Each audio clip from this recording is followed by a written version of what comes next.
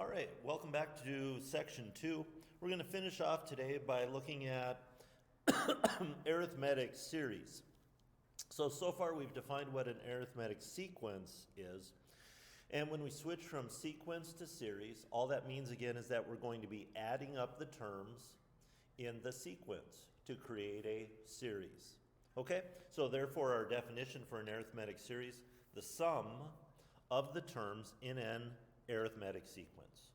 Okay, now if you're paying attention on the Google Classroom, you saw that I had you watch a high quality video, all right, about the 12 days of Christmas. My question to you guys is, after all that singing, how many total presents are received? When you get one present on day 1, 2 presents on day 2, 3 presents on day 3, 4, 5, 6, all the way up till 12 presents on the 12th day of Christmas, how many total presents would you get? Well, that then becomes an arithmetic series because we would be adding presents from day 1 to day 2 to day 3 all the way out to day 12. All right, and it's arithmetic because the common difference would be 1 between all of the terms. Now, of course, one option would be just simply to add 1 plus 2 plus 3 plus 4 plus 5 plus 6 plus 7 plus 8 plus 9 plus 10 plus 11 plus 12, either in your brain or on your calculator to get the total. And that's fine, but that's fine. Would there be a shorter way to do it? Well, kind of a trick to it is to notice that if you take the first day, let me choose my pencil here, sorry about that. There we go. If you choose the first day and the last day, what do the first and last day's presents add up to? 1 plus 12, 13. How about the second day and the second to last day? They add up to 2 plus 11, 13. How about the third day and the third to last? 3 plus 10, 13. How about 4 and 9, 5 and 8, 6 and 7? All of those, as you work from the outside to the inside, will always add up to the same thing. They always add up to 13. How many, by pairing the numbers up like this, 1 with 12, 2 with 11, 3 with 10, 4 with 9, 5 with 8, and 6 with 7, how many pairs of numbers did we end up with? 6. And so 13 times 6 gets us 78. So if anybody just added 1 plus 2 plus 3 plus 4 plus 5 all the way up to 12, you got 78, but there's a bit of a shortcut. Therefore, if you were a real big fan of Christmas and instead of having the 12 days of Christmas, you had the 100 days of Christmas, and you asked how many total presents you would have, it would actually take you a while to use your calculator to add up 1 plus 2 plus 3 plus 4 plus 5 all the way up to 100. But if you use the idea of starting on the outsides, first and last day, 101 presents. Second and second to last day, 101 presents. Third and third to last day, 101 presents. So a shortcut would be to take that sum.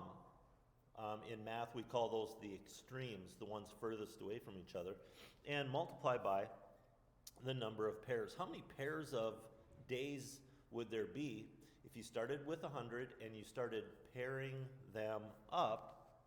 There would be 50 pairs, and therefore the total number of presents then that you'd get over 100 days would be 5,050. Okay? So, we don't want to have to think through that so hard every single time. So what we have instead is a formula that's going to allow us to calculate the sum of any arithmetic series. And here it is. It's a real important one, so please write it down. It goes like this, S sub n. The letter S we use because it represents the word sum. N is the number of terms that we're adding up. So S sub n is sum of n terms.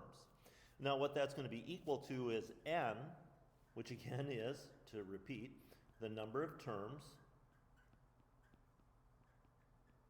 divided by 2, times a1, which is the first term, plus a sub n, which represents the last term. So n divided by 2. N divided by 2 actually tells you how many pairs of numbers you would have, multiplied by the first term plus the last term. Okay? And so just in the space below, I'll just show you that That works perfectly fine for the 12 days of Christmas. If we take the number of days divided by 2 times the number of presents you get on the first day plus the number of presents you get on the last day, you see we get exactly what we got before. 12 divided by 2 is 6. 1 plus 12 is 13. And 6 times 13 is 78. Or for the 100 days of Christmas, it would be the number of days divided by 2 times the first day of presents plus the last day of presents. And you see again, we get exactly the same thing. 100 divided by 2 is 50. 1 plus 100 is 101. And just as we got earlier, that would give us 5,050 total presents. Okay? Alrighty. So now let's move on to some other examples. Here's one. Here's an arithmetic series. Common difference is 2. You can see we're going up. The difference between any two terms would be 2. But I want to add them up this time. So now it's become a series. And so what I'm going to ask you to do is add up all of those terms. And what we're going to have is the number of numbers divided by 2 times the first term plus the last term. And to calculate any series, guys, you need 3 things. You need the number of numbers, you need the first term, and you need the last term. Right? You need 3 things. The number of numbers, the first term, and the last term. In the problem, is it easy to tell any of those 3? Well, I hope so. I hope it's easy to spot the first term in the series. The first term is 2. I hope it's also easy to see the last term in the series, 1,000. The only thing that you might not be sure of immediately is how many numbers you're being asked to add up. Well, I think you'd probably think this one through. 2 plus 4 plus... We're asked to add the even numbers up through 1,000, which would mean we're being asked to add 500 numbers together. So it's going to be 500 divided by 2, 250, times the first term plus the last term. 2 plus 1,000 is 1,002. And when you guys do that multiplication, 250 times 1,002, what we get is 250,500. That would be the sum of the first 500 terms of that series. Okay? Now the next couple of examples, the series are going to be written in summation notation. They're going to be written with the sigma, Greek letter sigma, which means add. Okay? And here's a really important thing. I need you to pay attention to this. Whenever something is given to us in sigma notation, we know that it's going to be arithmetic, and I'm going to write this out below. We know it's going to be arithmetic when the equation is linear. Okay, and what does linear mean? It means it would be a straight line. All right, and would that 4 plus 6i be a straight line? Yes, because what power is the I raised to? Just the first. Since the I is raised to the first power, not the second power, not third power, not fourth power, because it's to the first power, therefore it's going to be linear and then arithmetic. So if it's arithmetic, can we find the sum of the 32 terms? Sure. We take the number of terms divided by 2. That gives us how many pairs we're going to have. So here's our n value, and we get that from the top number on the sigma, multiplied by the first term plus the last term. Is it obvious what the first term is? No. Is it obvious what the last term is? No. So we have to figure out what those are by actually going back up and replacing I with 1, which of course is going to get us our first term. Now we don't care about the second term or the third term or the fourth term or the fifth term or the sixth term or any of those. All we care about is the last term, the 32nd term, the last one. And how do we get that? By replacing I with 32. And so when we actually do the math, a sub 1 is going to be equal to 4 plus 6 times 1, so 10. Again, we don't care about second term, third term, fourth term, fifth term, any of those. And then the last term is going to be 6 times 32 plus 4. So the last term is going to be 196. All right? So we have the number of numbers, 32. The first term, 10. And the last term, 196. And now we do the arithmetic. 32 divided by 2 is 16. 10 plus 196 is 206. And 16 times 206 is going to give us 3,296. So the sum, remember S stands for sum, the sum of the first 32 terms would be 3,296. But please remember, when it's written in sigma or summation form, it's going to be arithmetic if the equation is linear. The biggest power is a 1. Okay? So let's try another one of those. The summation from I equals 1 to 28 of negative 2 plus 4i. Look at the equation. Is it going to be arithmetic? Yes, because the equation is linear. The biggest power on the I, the variable, is 1. So if it's arithmetic, then we can use our formula that says the sum of the 28 terms would be the number of numbers divided by 2, so 28 divided by 2, times the first term plus the last term. Okay, do we know what the first term is? No. So we need to actually use the formula, and we need to replace I with 1. So I just let that get out of it. There we go. So I replaced I with 1. And when I do that math, 4 times 1 is 4. Negative 2 plus 4 is positive 2. So my first term is 2. Now I don't care about the second, third, fourth, fifth, sixth, seventh, eighth, ninth. I don't care about any of those. The only other one I care about is the very last term, the 28th term. And how do I find the 28th term? By replacing I with 28. Okay? And when we do that math, 4 times 28 minus 2 is 110. So that last term would be, oops, I have a typo there, would be 110. All right? So the arithmetic, 28 divided by 2 is 14. 2 plus 110 is 112. And 14 times 112 is 1,568. So the sum of those 28 terms would be 1,568. Now, if you didn't want to use our arithmetic formula, you'd actually have to then put in 28 numbers for I, do the arithmetics, and add all of those together. It'd be a pain in the foot. Okay? So we've got one more example, and then we're going to call it a day. Here's one last arithmetic series that I want you guys to add together. I'm going to draw a vertical line here because I'm going to need to do a little bit of work. Just trust me on this one. Okay, and so I want you to add up all the numbers from negative 1 to 4, 9, so on, all the way up to 344.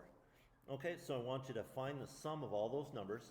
So it's going to be the number of numbers divided by 2 times the first term plus the last term. And let me just remind you, n is the number of numbers, a1 is the first term, an is the last term. So we need 3 things again. We need the number of numbers, we need the first term, and we need the last term. From what's given in the problem, can you easily identify any of those? Well, gee whiz, I sure hope so. The first term is negative 1. The last term is 344. I hope you guys can just pick those off easily from the given problem. The only thing that's not obvious is the value for n. N represents how many numbers we're being asked to add together. And can you guys tell from just what's in the problem how many numbers there are? No, you can't. Or probably not. So how can we make that calculate? How can we figure it out? Well, we could use our fingers and just keep going up by 5z's. So negative 1, 4, 9, 14, 19, 24, 29, and so on, and try and keep count, but it'd be a long time before we got to 344. Or, it's pretty tricky. What we can do is go back to our equation for an arithmetic sequence, not series, but sequence, which was a sub n equals a sub 1 plus n minus 1 times d. And what we're going to do is we're going to apply this formula to the very last term. So we're going to replace a sub n with 344. Now we don't know what that term is. We don't know if it's the 48th term or the 55th term or the 107th. We don't know what that term is. Okay, we just don't know what that term is right off the bat. So what we're going to have to do is, excuse me, replace a sub 1 with what it's equal to, and replace d with what it's equal to. Now remember, d is the common difference, so what do we get when we subtract any two consecutive terms, like 9 minus 4? We get 5. So by replacing the last term with 344, the first term with negative 1, and d with 5, what's the only variable left, guys? N. And that's exactly what we need to find the sum, is the value for n. So by solving this equation for n, it'll tell us that 344 is the whatever term. Okay? So let's go ahead and solve this for n. And I'm going to do it a little bit differently. No, I better not. I was going to do it a little different, but I'm not going to mess anybody up. I'm going to use the distributive property first. So 5 times n, 5 times negative 1. Then put the two numbers together. Negative 1 and negative 5 is negative 6. And then move negative 6 to the other side by addition. And then divide both sides by 5. So n then turns out to be n turns out to be 70. But what that means then is that 344 is the 70th term in the series. So if it's the 70th term, that means we're being asked to add 70 numbers together. And therefore we have our value for n, and now we can do our arithmetic. 70 divided by 2 is 35. Negative 1 plus 344 is 343. And 35 times 343, 35 times 343, there it is 12,005. So the sum of those 70 terms would be 12,005. Okay, so that's going to be the end of our section 2. Tried to make that one a little bit shorter, so it didn't take quite so long to get through there. But you now should be good to go in working on the assignment for section 2. Let me know if you have questions. All right, let me know if you have questions on this one. Hope you're having a good day. Talk to you soon. Bye.